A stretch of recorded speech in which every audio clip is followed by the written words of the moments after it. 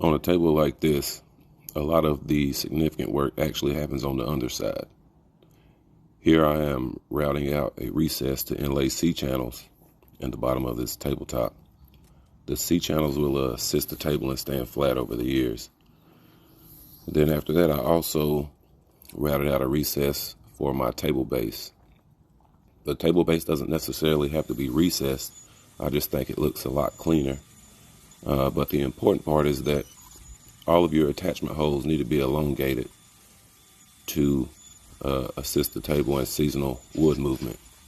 If everything is locked down, your table could actually split from not being allowed to move. You can't stop the wood from moving. It's going to move, but you can assist it in moving the way you want it to.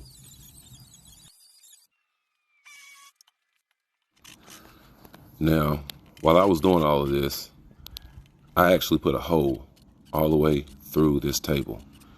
And of course, it got edited out for this video. But if you want to see me having a meltdown because I put a hole in this tabletop, check out my next video.